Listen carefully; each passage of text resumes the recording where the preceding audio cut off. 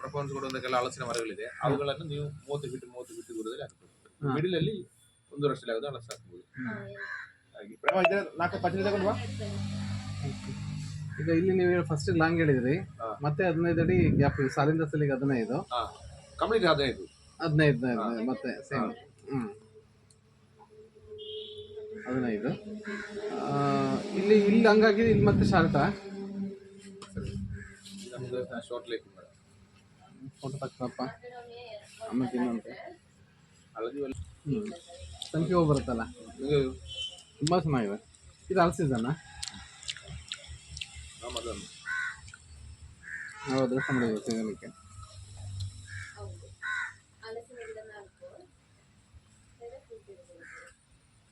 ನಮ್ಮಲ್ಲಿ ಕ್ವಾಲಿಟಿ ಬಂದ್ರೆ ನಮ್ಮಲ್ಲಿ ಇದು ನಮ್ಮ ಹಲಸು ಬರುದಿಲ್ಲ, ನೀ ಹೇಳಿದ್ರೆ ಅರ್ಥ ಆಗುದಿಲ್ಲ. ಮತ್ತೆ ಅಲ್ಲಪ್ಪ ನಾನು ಒಂದು ಎಕರೆ ಹಾಕ್ತೇನೆ ನೋಡ್ತೇನೆ, ನಾವು ಗಿಡ ಕೊಟ್ಟಿದ್ರೆ ಬೇಸರಿಲ್ಲ, ನಾನು ಗಿಡ ಕೊಟ್ಟಿದ್ರೆ ಎಲ್ಲಿ ಬೇಡಿದೆ ಹೇಳಿದೆ.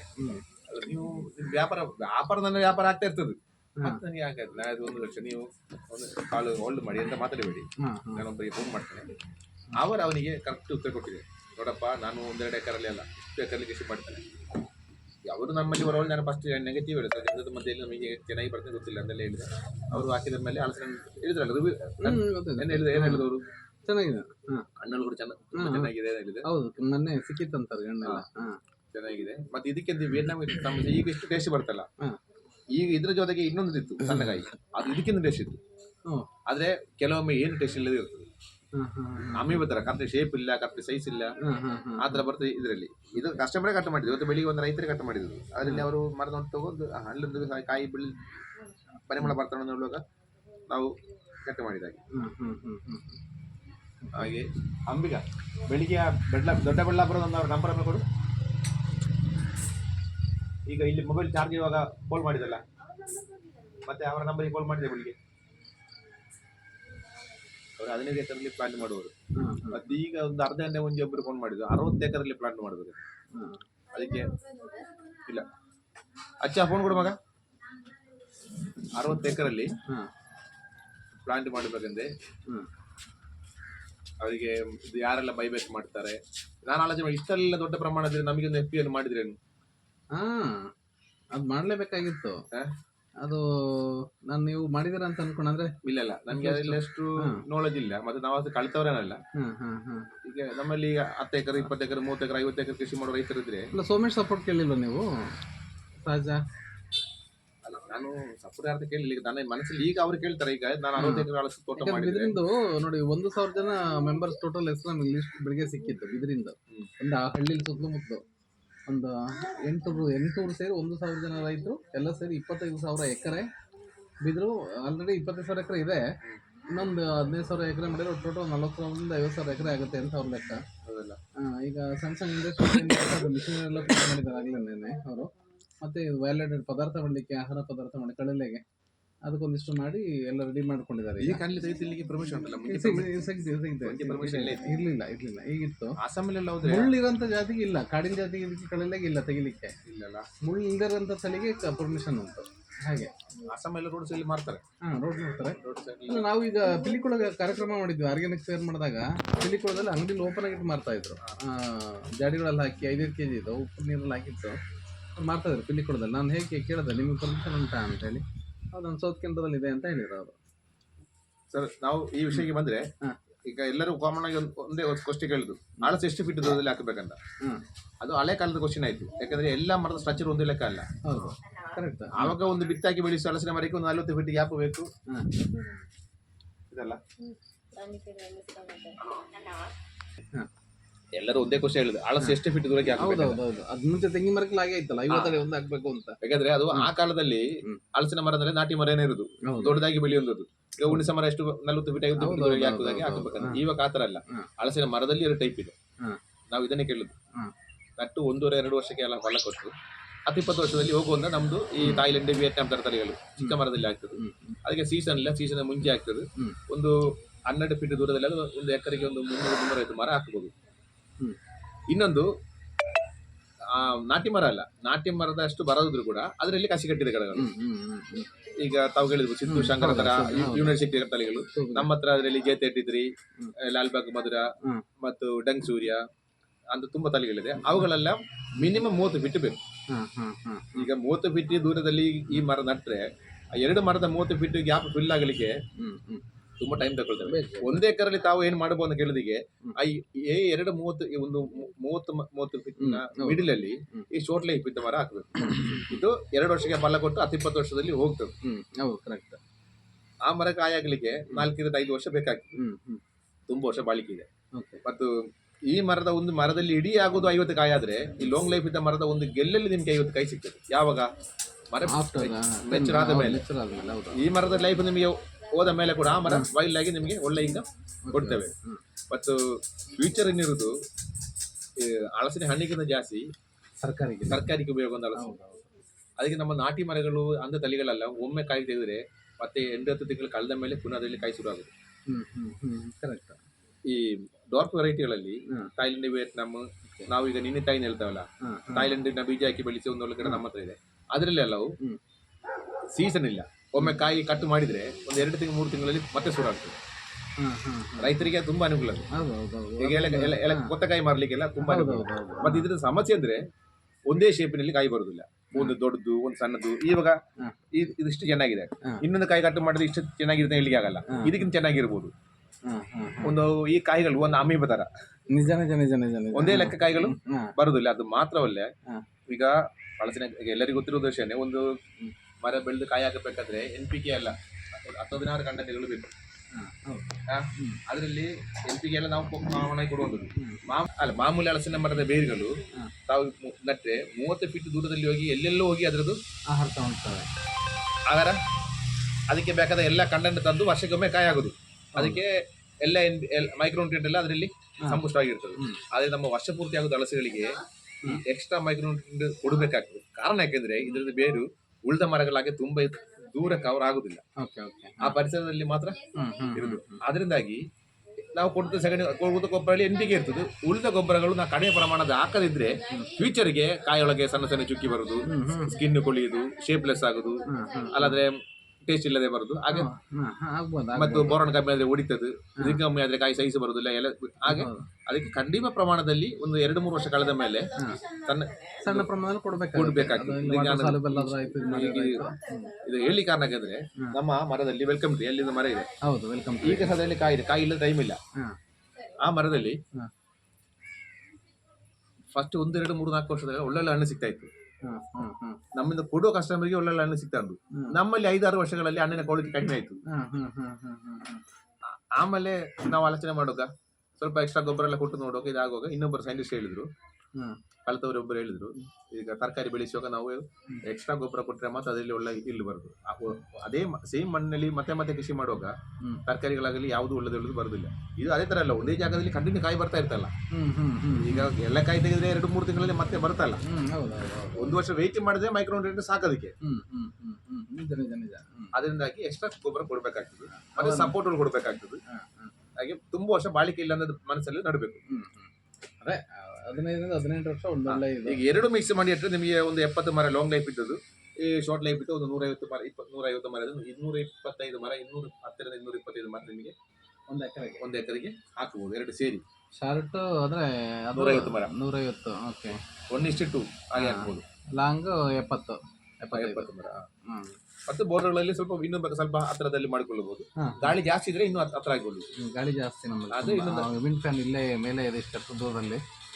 ಅಲ್ಲಿ ಗಾಳಿ ಜಾಸ್ತಿ ಆದ್ರೆ ಸ್ವಲ್ಪ ಕೂಡ ಹತ್ರ ಆಗಿಕೊಳ್ಳಿ. 32 ಕಿಲೋಮೀಟರ್ಸ್.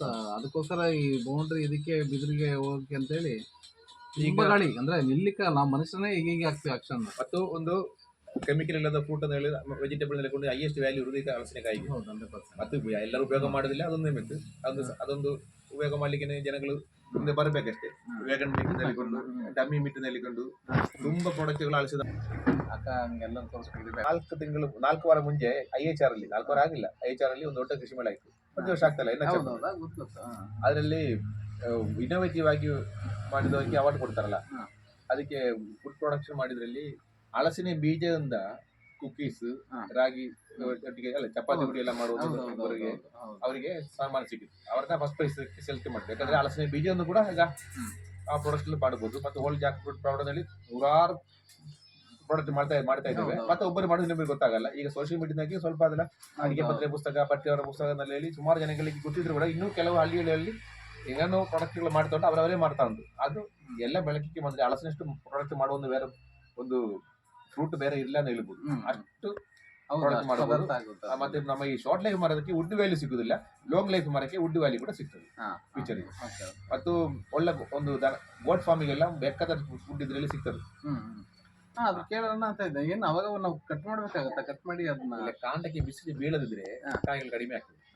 ಕಾಂಡಕ್ಕೆ ಬಿಸಿಲು ಬೀಳಬೇಕು ಚೆನ್ನಾಗಿ.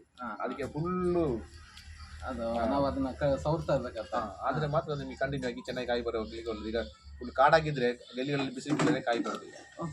ಆತರ ಒಂದು ಅದು ಅದನ್ನ ಕಟ್ ಮಾಡಿ ದಣಿಕೆ ಹಾಕಬಹುದು.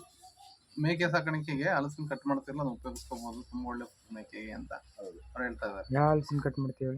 ಹಲಸಿನ ಅರೆಗಳು ಸೈಡಿಗೆ ಬಂದಿರುತ್ತಲ್ಲ, ಅದನ್ನ ಬಿಸಿಲು ರಂಬೆಗಳ ಮೇಲೆ ಬಿಸಿಲು ಬಿದ್ರೆ ಮಾತ್ರ ಚೆನ್ನಾಗಿ ಹೂವು ಹೋಗ್ಬೀಳುತ್ತೆ. ಅದು ತುಂಬಾನೇ ಮುಚ್ಕೊಂಡಿದ್ದು ಶಬ್ಬಾಗಿತ್ತು, ಎಲೆಗಳೆಲ್ಲ ಇದಾಯ್ತಂದ್ರೆ ಅಲ್ಲಿ ನಮಗೆ ಹೂ ಸಿಗಲ್ಲ. ಅವಾಗ ಅವು ಸವರ್ತಾ ಇದ್ರೆ ರಂಬೆಗಳನ್ನ, ಅಲ್ಲಿ ನಿಮಗೆ ಜಾಸ್ತಿ ಹೂವಾಗಿ ಕಾಯಿ ಆಗುತ್ತೆ ಅಂತ. ಆ ಜಾಗದಲ್ಲ ಸವರಿದ ಭಾಗ ಇರುತ್ತಲ್ಲ, ಅದನ್ನ ಮೇಕೆಗಳಿಗೆ ಫುಡ್ಡಾಗಿ ಉಪಯೋಗಿಸ್ಕೊಳ್ರಿ ಅಂತ ಹೇಳ್ತಾರೆ. ಸೌರಿದ ಭಾಗ ಅಂದ್ರೆ ಎಲೆನ ಅಥವಾ ಮರ? ಎಲೆಗಳನ್ನ ಸವರ್ತಿರ ಎಲ್ಲ ಕಡೆಯಿಂದ ಉಡ್ತಾನೆ ಇರುತ್ತೆ ಸುಮ್ಮನೆ. ಅದ ಇದನ್ನ ಇದು ಮಾಡ್ಕೊಳಂತದ ಅಷ್ಟೇ ಹಾಗೆ. ಈಗ ಶಾರ್ಟ್ ವೆರೈಟಿನಲ್ಲಿ ಯಾವುದೇ ಅದು ನೀವು ನಿಮ್ಮ ಎಜುಕೇಶನ್? ಅಲ್ಲ, ವಿಯೆಟ್ನಾಂ ಬಹಳ ಚೆನ್ನಾಗಿದೆ. ವಿಯೆಟ್ನಾಂ ಸೂಪರ್ ಅಲ್ಲಿ ವಿಯೆಟ್ನಾಂ ವರ್ಲ್ಡ್ ಸೀಸನ್ ಅದೆಲ್ಲ ಬಹಳ ಚೆನ್ನಾಗಿದೆ. ವಿಯೆಟ್ನಾಂ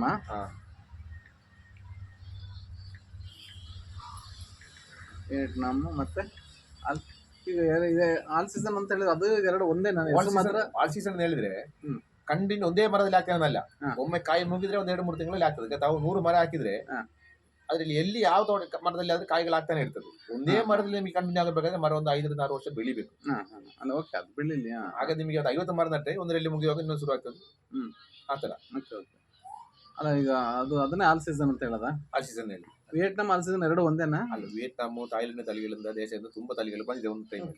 ಅದ್ರಲ್ಲಿ ಈಗ ನಾವೇನ್ ಮಾಡಿದ್ ಹೇಳಿದ್ರೆ, ಅದ್ರಲ್ಲಿ ನಾವೀಗ ಸಣ್ಣ ಗಿಡದಲ್ಲಿ ಒಂದು ಹಲಸಿನಕಾಯಿ ಸಿಕ್ಕಿದ್ರೆ ಫಸ್ಟ್ ನಮ್ಮ ಚಟ್ಟಿಯಲ್ಲಿ ಸಣ್ಣ ಕಾಯಿ ಎಲ್ಲ ಆಗ್ತಾ ಇದ್ವು. ಆ ಬೀಜ ನಾವು ಬಿಸಾಡಲ್ಲ, ಎಲ್ಲದ್ರೂ ನಾವು ಗಿಡ ಮಾಡ್ತೇವೆ. ಅದು ನಮ್ಮ ತೋಟದಲ್ಲಿ ಎಲ್ಲ ಹಾಕಿದ್ರೆ ಅದರಲ್ಲಿ ಈ ತಾಯಿ ಮರಕ್ಕಿಂತ ಕೋಳಿ ಹಣ್ಣುಗಳಲ್ಲಿ ಸಿಗ್ತದೆ.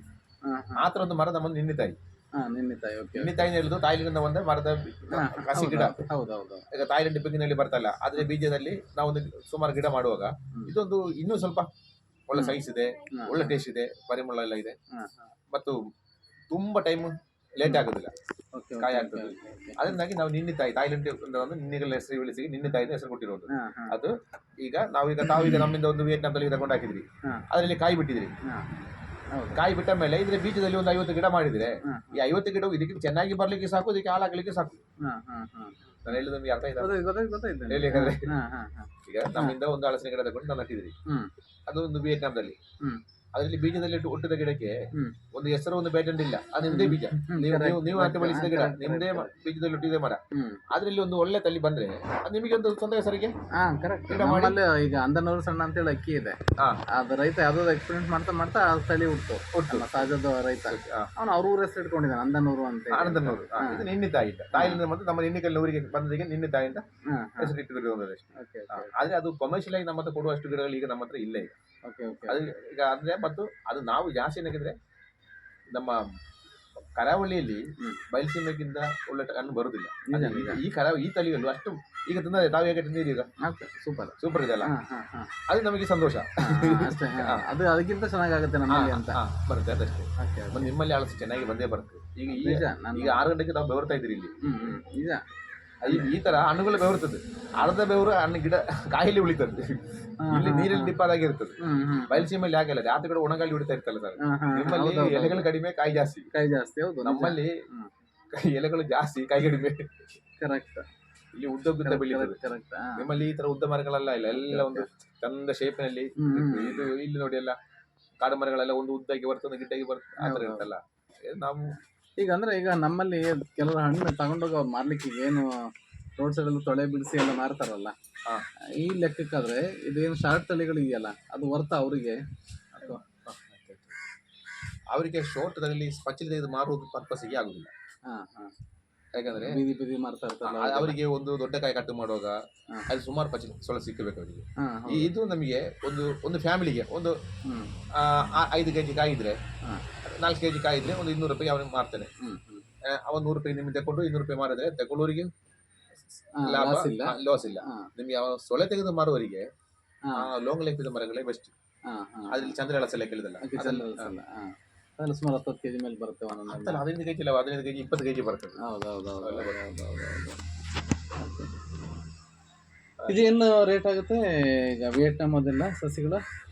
ಈಗ ನಮ್ಮ 3 ತಿಂಗಳ ಗಿಡ, 6 ತಿಂಗಳ ಗಿಡ, 1 ವರ್ಷ ಗಿಡ ನೆಲ್ಕೊಂಡಿದೆ. ಹಾ. 3 ತಿಂಗಳ ಗಿಡಕ್ಕೆ 150 ರೂಪಾಯಿ, 6 ತಿಂಗಳ ಗಿಡಕ್ಕೆ 250 ರೂಪಾಯಿ, 1 ವರ್ಷ ಗಿಡ ಎಷ್ಟು?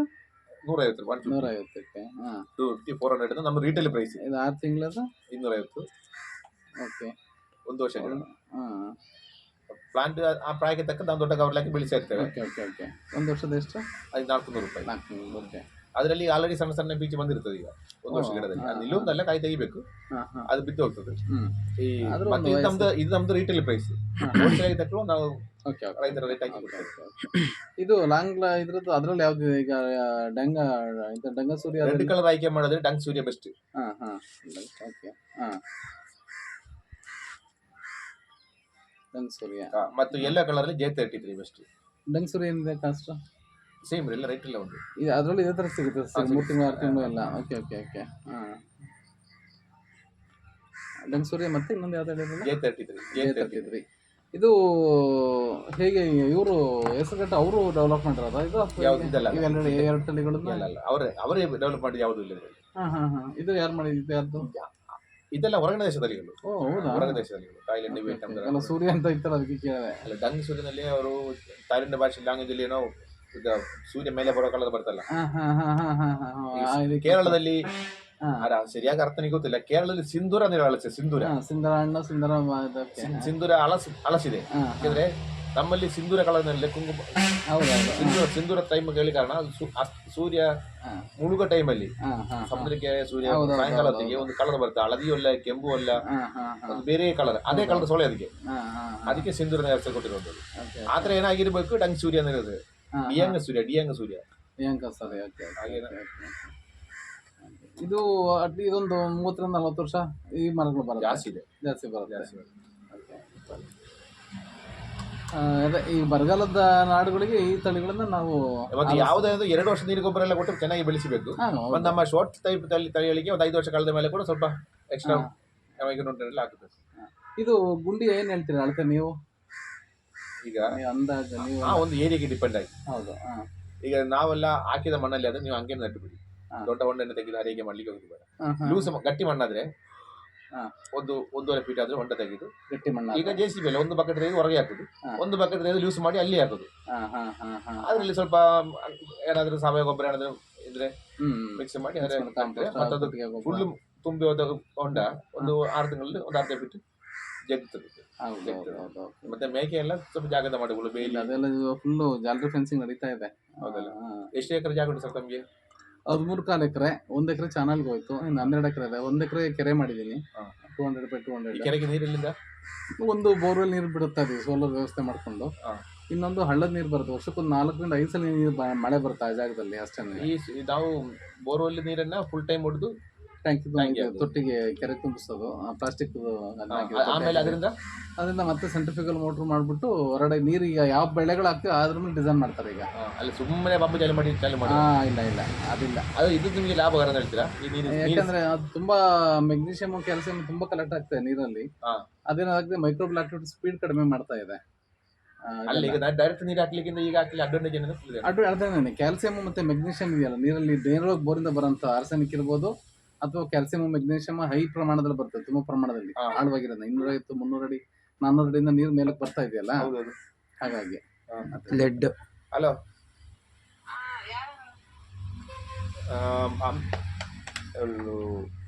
ಪ್ರೇಮ ಇದ್ದಾಳೆ ಇಲ್ಲಿ, ಅಶ್ವಿನಿ ಬರ್ತಾಳೆ. ಇಲ್ಲ ಫೋನ್ ಮಾಡಿ ಹೇಳು. ಬೇಗ ಹೋಗಿ ಬೇಗ ಬರೋ. ಅಂಬಿಗೆ ಬರ್ದಿಲ್ಲ, ಕಸ್ಟಮರ್ ಒಬ್ಬರಿದ್ದಾರೆ ಮಾತಾಡ್ತಿದ್ದಾರೆ. ನಾನು ಆಮೇಲೆ ಬರ್ತೇನೆ. ರೆಡಿ ಆಗು ಲೇಟ್ ಮಾಡಬೇಡ ಅಷ್ಟೇ. ನಾನೀಗ ಜಸ್ಟ್ ಬಂದು ಬರ್ತೇನೆ ಈಗ. ಒಂದು 10 ನಿಮಿಷ ನಿಮ್ಮನ್ನು ಓಕೆ ನಾನು ಅದು ಒಂದು ಅದೇ ಮೆಗ್ನೀಷಿಯಮ್ಮು ಕ್ಯಾಲ್ಸಿಯಮ್ಮು ಮತ್ತು ಲೆಡ್ ಮತ್ತು ಆರ್ಸೆನಿಕ್ ಈ ಥರದ ಅಂಶಗಳು ತುಂಬ ಇದೆ. ಕಣ್ಣಿಗೆ ಕಾಣಿಸ್ತದೆ. ಬರೀ ಒಂದೆಡೆ ನೀರು ನಿಂತಿರೋದ್ರಲ್ಲಿ ಸುಮಾರು ಒಂದು ಈಗ ಅಲ್ಲೇ ಒಂದು 2-3 ದಿವಸ ಸ್ಟಾರ್ಟ್ ಮಾಡಿದ್ದಕ್ಕೆ ನೀರು ಸುಮಾರು ಒಂದು 10 kg ವರೆಗೂ ಲವಣಾಂಶ ಉಪ್ಪು ಕಾಣಿಸ್ತದೆ, ಬಿಳಿದು ಉಪ್ಪು ತೇಲ್ತಾ ಇದೆ ನೀರಿನ ಮೇಲೆ ತಳದಲ್ಲಿ. ಹಾಗೆ ನಾವು ಆ ನೀರು ನಾವು ಕುಡಿದ್ರೆ ನಮ್ಗೆ ಏನಾಗ್ತದೆ ಸಮಸ್ಯೆ? ನಮಗೆ ವೀಕ್ನೆಸ್ ಬಂದೇ ಬರುತ್ತೆ. ಹೌದಲ್ಲ? ನಮ್ಮಲ್ಲಿ ಮೆಟಬಲಿಸಮ್ ಕಡಿಮೆ ಆಗ್ತಾ ಹೋಗುತ್ತೆ. ನನಗೆ ಈಗ ಅಲ್ಲಿ ನೀರು ಕುಡಿದೆ ಅಂತಂದ್ರೆ ಅಲ್ಲ ಊಟ ಮಾಡ್ಬೇಕು ಅಂತ ಅನ್ಸಲ್ಲ, ಬೈಕೇನೆ ಬರಲ್ಲ, ಸುಮ್ಮನೆ ಇರ್ತೀವಿ ಅಷ್ಟೇನೆ. ತುಂಬಾ ಕೆಲಸ ಮಾಡಕ್ಕಾಗಲ್ಲ, ಸುಮ್ಮನೆ ಮಾಡ್ಬೇಕು ಅಷ್ಟೇನೆ. ಅವಾಗೊಂದ್ಸರಿ ಎಷ್ಟು ವರ್ಷದ ಬೋರ್ ನೀರು ಕುಡಿಯೋದು? ಅಲ್ಲ ಅದೇ ನಿಮ್ದು ಮೇಲೆ ನೀರು ಮೆಟ್ಟ ಮೇಲಕ್ಕೆ ಇರ್ಬೋದು ಬಹುಶಃ. ನಮ್ದು 180 ಮೀಟರ್ ಇದೆ. ಓಕೆ. 250 ಆದ್ಮೇಲೆ ನಿಮ್ಗೆ ಇವೆಲ್ಲ ಪ್ರಾಬ್ಲಮ್ ಶುರು ಆಗುತ್ತೆ. ಹೌದಲ್ಲ? ಆಫ್ಟರ್ 250 ಆದ್ಮೇಲೆ ಹಂಗಾಗಿ ಸಸಿಗಳಿಗೆ ಏನು ಸಮಸ್ಯೆ ಆಗ್ತದೆ ಅದರಲ್ಲಿ? ಅದು ನೀರು ಎಲೆಗಳ ಮೇಲೆ ಕೂತ್ರೆ ಫೋಟೋಸಿಂಥಸಿಸ್ಗೆ 100% ಹೊಡೆತ ಬೀಳುತ್ತೆ. ಅಲ್ಲ, ಎಲೆ ಮೇಲೆ ಕೂತ್ರೆ ನಮ್ಮ ಇಲ್ಲಿ ಜಾಸ್ತಿ ಓರ್ದೇರಿ ಹೋದ್ರೆ ಒಂದು ಗ್ಲೈಸಿಂಗ್ ತರ ಆಗ್ತದೆ. ಮೆಟಬಲಿಸಮ್ ಸ್ವಲ್ಪ ಅಂದ್ರೆ ಅದ್ರದ್ದು ಚಯಾಪಚಯ ಕ್ರಿಯೆಗೆ ಅದು ಸೂರ್ಯನ ಬೆಳಕನ್ನು ಹೀರ್ಕೊಂಡು ಈಗ ಡ್ರಿಪ್ ಹಾಕೋದಕ್ಕೆ ಎಲೆ ಮೇಲೆ ಅದಕ್ಕೆ ನಾವು ತೊಂದರೆ ಆಗಲ್ಲ. ಆದ್ರೆ ಮಣ್ಣಲ್ಲಿ ಏನೋ ಮೈಕ್ರೋಬಲ್ ಆಕ್ಟಿವಿಟೀಸ್ ನಡೀತದೆ. ಆರ್ಗ್ಯಾನಿಕ್ ಫಾರ್ಮಿಂಗ್ ನಾವು ಇಂಪಾರ್ಟೆನ್ಸ್ ಕೊಟ್ಟಿದ್ರೆ ಸಾವಯವ ಕೃಷಿಗೆ, ಅಲ್ಲಿ ಜೈವಿಕ ಪ್ರಕ್ರಿಯೆ ಅಂತ ಹೇಳ್ತೀವಲ್ಲ ಅದಕ್ಕೆ ಅದು ಇದಾಗುತ್ತೆ, ಪೂರಕವಾಗಿ ಕೆಲಸ ಮಾಡಲ್ಲ. ಯಾಕಂದ್ರೆ ಅದು ಜೀವಾಣುಗಳು ಇರುತ್ತಲ್ಲ ಅದ್ರಲ್ಲಿ, ಹಣ್ಣುಗಳು ಸಣ್ಣ ಸಣ್ಣ ದಮ್ಮಿ ಇದ್ರಲ್ಲ, ಅದ್ರ ಮೇಲೆ ಉಪ್ಪು ಬೀಳ್ತಂಗೆ ಅದು ಕರೆಂಟ್ ಬಿಲ್ ಹೇಗೆ ಬರ್ತದೆ ಹಾಗಾದ್ರೆ ನಿಮ್ಗೆ? ಈಗ ನಾವು ಇದರಿಂದ ವಾಪಸ್ ಹೋಗೋದಕ್ಕೆ ಬಿಲ್ ಉಂಟಾ? ವಾಪಸ್ ತೊಟ್ಟಿಂದ ವಾಪಸ್ ಹೋಗ್ಲಿಕ್ಕೆ ಬಿಲ್ ಉಂಟು. ಸೆಂಟ್ರಿಫ್ಯೂಗಲ್ ಮೋಟರ್ ಹಾಕೊಂಡ್ರೆ ಎಲ್ಲಾರು ಕೇಳೋದಿಲ್ಲ. ರೈತರು ಹಾಕ್ತಾರೆ, ಕಂಬಗಳಿಗೆ ಹಾಕ್ತಾರಲ್ಲ, ಆ ಥರ ಕಲ್ಚರ್ ಅದು ಬಂದ್ಬಿಟ್ಟಿದೆ ಅಂತ ಸಂಪ್ರದಾಯ. ಕೇಳುವಾಗಿಲ್ಲ ಅದು, ಹಾಗಾಗಿದೆ. ಹಾಗಾಗಿ ಇದು ಅದಕ್ಕೋಸ್ಕರ ತೊಟ್ಟಿ ಮಾಡಿದ್ದು. ಮಳೆ ನೀರು